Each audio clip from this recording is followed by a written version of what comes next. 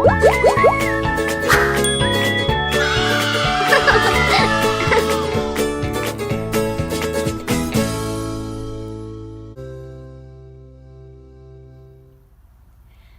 guys, it's Jamie from Miss Jamie OT, and I'm here for my Facebook Live series, my very first session for 2018. So all throughout 2018, I'm going to be doing Facebook Live series almost every Monday to give tips and tricks for parents, therapists, and teachers to help the children in their lives. So January's theme is handwriting, and today I'm going to be focusing on spacing. So handwriting legibility is really a problem in the classroom for many, many children, and spacing is a big piece of that. And here's why. So first things first, a lot of children forget to leave spaces when they're writing. So they can smush all of their letters and words together and it ends up looking something like this.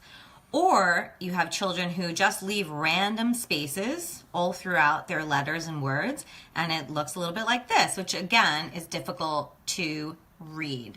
So the reason for this is that spacing to children is not something that's innate and natural. They don't read, so they don't understand where spaces should naturally fall between letters and words. So that is a skill that needs to be developed, and a really good trick to help that kind of set in with children is to use a visual cue, because it's not something that children automatically know like we do as adults. So I like to recommend to use a visual cue. My favorite thing to recommend is to use a spacer or a spacing tool.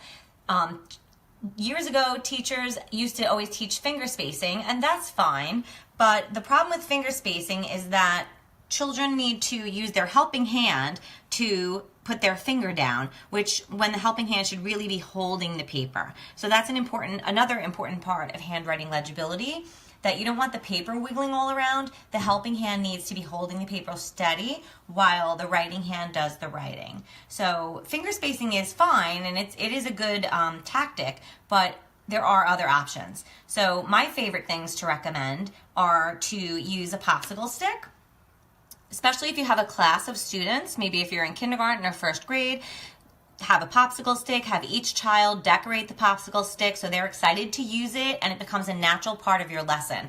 We're going to write our homework down, everyone take out your spacer, so it becomes a part of the children's awareness, because again, it's not something that children just naturally think of. We need to teach them and we need to show them, and a visual cue really helps. So a spacer is something that they can put down.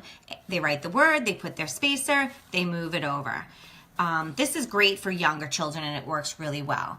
Another thing that you can do for little ones is to use stickers, and this is more time consuming. So if you don't have time, you don't have to do that, but it does work on fine motor skills to peel a sticker and put it after a word and then put another one after each word. I like to have my children write a few sentences, and then when they're done writing their sentences, put the sticker down and they see if they left enough space. Very often they didn't. If they have a sentence that's too crowded and they try to put the space down, let's say this says they, and they want to put a space after the word they, now they're covering up their M. So it helps children to just gain an awareness of where spaces should be. So stickers are great too, and it works on fine motor skills to peel the stickers off. For older children, I love to recommend to use Post-its, especially these little signature Post-its. They're the perfect size, and one great thing about them, especially for lefties, is that they lay flat. So while a popsicle stick might get in the way for a child who's trying to write this way, the popsicle stick is higher up, so it gets in the way. A Post-it is flat, and it's very easy to just peel and stick and move over. So the child writes the word, moves their spacer over, writes the next word, moves their spacer over. And children find this really motivating, especially when they have a lot of colors, if they can pick from a few colors. And so I know teachers who each day give the child a new color to pick from. So it's more motivating. It just makes it part of the process. Spacing needs to be something that children are really made aware of. So one product that I love to recommend to work on spacing is Ready Space paper. And this was special paper that was invented by an occupational therapist, and it has tiny little slits where each letter needs to go. So excuse my messy writing because I'm going to write upside down, but you can see that there's a little slot for each letter, and they leave a space where the spaces need to go. And this also helps children slow down. So children who write too quickly, this makes them slow down because of the tiny little slots where each little letter needs to go. There's also a green start line for children who have difficulty with left to right awareness, who may be writing things backwards or just not realizing how things need to be laid out on the page. That's all spatial awareness.